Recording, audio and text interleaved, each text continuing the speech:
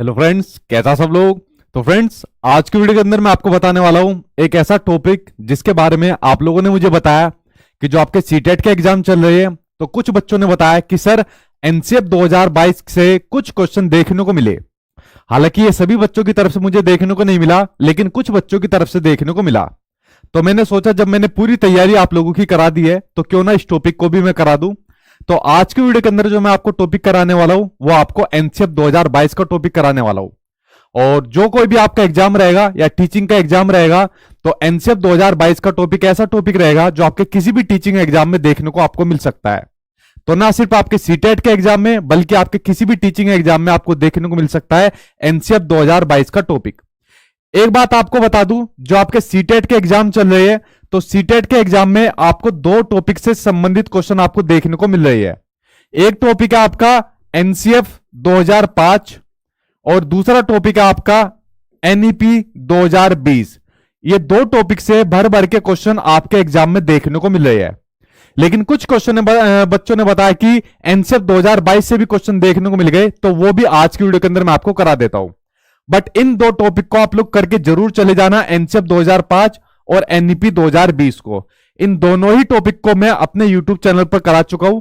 अगर आपने नहीं देखे तो जाकर उनको देख लेना, YouTube पर सर्च मार लेना, मेरा नाम लिख देना साथ में और इन्हीं टॉपिक के साथ में वो वीडियो आपको मिल जाएगी। यहां पर आपके एग्जाम में डेफिनेटली आपको क्वेश्चन देखने को मिलेंगे जिन बच्चों का बाकी के शिफ्ट में जो जो पेपर सीटेट का बचता है। ठीक है, तो चलिए आज मैं आपको एनसीएफ 2022 के बारे में एक एक करके सभी जानकारी आपको बता देता हूं। देखिए, एक चीज आपको बता दूं, 360 पेज का पूरा आपका ड्राफ्ट है। पूरा ड्राफ्ट, पूरा पेज आपका जो दिया हुआ है 360 का इंग्लिश के अंदर दिया हुआ है। अगर आप लोग इसको यार पढ़ने बैठ जाओगे आपका टाइम वेस्ट हो जाएगा।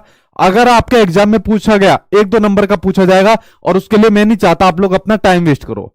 आज की वीडियो आप लोग देख लो, मोटी मोटी जितनी जानकारी आप लोगों को पता होनी चाहिए वो सब आज की वीडियो के अंदर से आपको मिल जाएगी। ठीक है, तो उस पूरे 360 पेज को पढ़कर आप लोग अपना टाइम वेस्ट मत करना, आज की वीडियो को देख लेना आप लोग। ठीक है, और एनसीएफ 2005 एनईपी 2020 को जरूर पढ़ के जाना, ये एग्जाम में जरूर देखने को मिलेगी। एक संपूर्ण पेडागोजी वाली मैराथन मैंने डाली हुई है, उसको देख लेना। और बाकी जितनी मैराथन मैंने अपने यूट्यूब चैनल पर डाली हुई है सभी सब्जेक्ट की, उनको जरूर देख लेना। वहां से भर भर के क्वेश्चन आपके एग्जाम में देखने को मिलेंगे।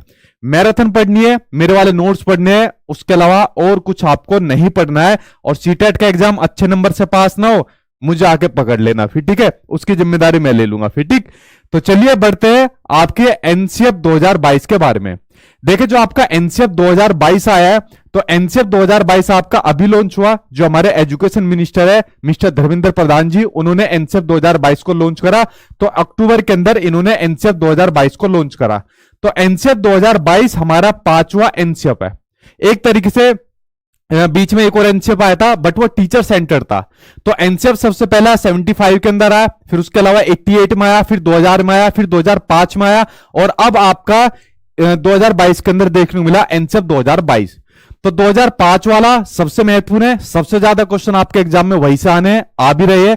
शुरुआत की जो शिफ्ट देखने को मिली सबसे ज्यादा क्वेश्चन वहां देखने को मिले और एनसीएफ 2022 वाला आज मैं आपको पढ़ा रहा हूं। ठीक है, तो ये वाला डॉक्यूमेंट एनसीएफ 2022 वाला लेटेस्ट वाला है। ठीक, तो देखिए जो ये वाला लॉन्च हुआ है एनसीएफ 2022 वाला, इसके बारे में पढ़ने से पहले थोड़ी सी जानकारी एनईपी 2020 के बारे में पढ़ लीजिए, क्योंकि एनसीएफ 2022 वाला जो डॉक्यूमेंट आया है ना, ये आपका फाउंडेशनल स्टेज के लिए आया है। किसके लिए? फाउंडेशनल स्टेज के लिए आया। तो इसके लिए थोड़ा सा एनईपी 2020 की मोटी मोटी जानकारी पढ़ लीजिए ताकि आपको एनसीएफ 2022 सारा समझ में आ जाए। ठीक है, तो थोड़ी सी जानकारी एनईपी 2020 के बारे में आप लोग पढ़ लीजिए। एनईपी 2020 आपने पढ़ा होगा, लेकिन थोड़ी सी जानकारी इसके बारे में एक बार आप लोग पढ़ लीजिए, ताजा हो जाएगा। देखिए, एनईपी 2020 को आने के बाद से जो हमारी शिक्षा व्यवस्था है, पहली कौन सी शिक्षा व्यवस्था थी? हमारी 10+2 की एजुकेशन सिस्टम था, शिक्षा व्यवस्था थी। लेकिन अब कौन सी हो गई है? अब हमारी हो गई है 5+3+3+4 का हो गया हमारा। ठीक है, ये क्वेश्चन आपका 28 तारीख वाले पेपर में भी आ गया था। ठीक है, तो हमारी एजुकेशन सिस्टम अब कैसा हो गया? 5+3+3+4 का एजुकेशन सिस्टम हो गया है। यानी 12 साल बच्चा अब आपके एजुकेशन में नहीं देगा, 15 साल एजुकेशन के अंदर देगा। यानी 3 साल एक्स्ट्रा बढ़ गए हैं। और ये 3 साल एक्स्ट्रा कब बढ़ गए? 12 साल के बाद नहीं बढ़ गए, शुरू के 3 साल एक्स्ट्रा बढ़ गए हैं। ठीक है, तो ये जो शुरू के 3 साल बढ़े हैं, ये शुरू के 3 साल बढ़े हैं जिसको आंगनवाड़ी या बाल वाटिका के नाम से भी जाना जाता है। जब मिस्टर धर्मेंद्र प्रधान जी ने ये वाली एनसीएफ 2022 को लॉन्च करा था, तभी आपके केंद्रीय विद्यालय के स्कूल के अंदर बाल वाटिका को भी लॉन्च करा था। ठीक है, वो आपका सीटेट से अलग टॉपिक हो जाएगा। ठीक, हम एनसीएफ 2022 के ऊपर केंद्रित करेंगे जितनी भी आज की वीडियो के अंदर चीजें है। ठीक है, तो ये वाली आपकी शिक्षण व्यवस्था है, इसको ध्यान रख लेना। पिछली बार भी आपके एग्जाम में आया था, जो पिछले साल हुए थे, और 28 तारीख को भी आया था। ठीक, तो 5+3+3+4 का एक कंसेप्ट है। तो शुरुआत के जो 5 साल है, इसको मैं थोड़ा सा ऊपर कर देता हूं, आपको समझ में आ जाएगा, फिर मैं एनसीएफ 2022 के ऊपर चलूंगा। तो शुरुआत के जो 5 साल है, इसको मैं लिख देता हूं 5+3+3+4 का, ये आपकी एजुकेशन सिस्टम है। तो शुरू के जो 5 साल दिए हुए, उस 5 साल में ये 3 साल तो दिए हुए आंगनवाड़ी के नाम से बोल दो इसको, या बालवाटिका बोल दो, या प्रीवाटिका बोल दो। ठीक है, तो इस प्री स्कूल बोल दो, तो कुछ भी आप लोग इसको बोल सकते हो, अलग अलग नाम से इसको जाना जाता है। उसके बाद जो बाकी के जो 2 साल है, बाकी के 2 साल में बच्चा बिताएगा अपने 1 और 2 साल बिताएगा। आपके एग्जाम में एक सिंपल क्वेश्चन ये भी देखने को मिल गया था कि जो शुरुआत वाली जो स्टेज होती है, प्राइमरी क्लास कब से होती है? प्राइमरी क्लास होती है 1st to 5th तक की प्राइमरी क्लास होती है। तो प्राइमरी क्लास के अंदर बच्चा कौन सी स्टेज के अंदर रहेगा? तो प्राइमरी क्लास के अंदर बच्चा रहता है 1ली से 5वीं तक रहता है। तो यहां पर बच्चा हो गया 1st क्लास से लेके 2nd क्लास तक, यहां पर बच्चा हो गया 3rd, 4th, 5th क्लास तक। तो जो शुरुआत की 2 स्टेज है, पहली स्टेज हो गई आपकी फाउंडेशनल स्टेज, और दूसरी हो गई स्टेज आपकी प्रीपेटरी स्टेज होगी। तो अगर क्वेश्चन आपको खाली ये पूछ ले कि प्राइमरी क्लास के लिए कौन सी 2 स्टेज होती है, तो फाउंडेशनल स्टेज और आपकी प्रीपेटरी स्टेज आपकी मानी जाएगी।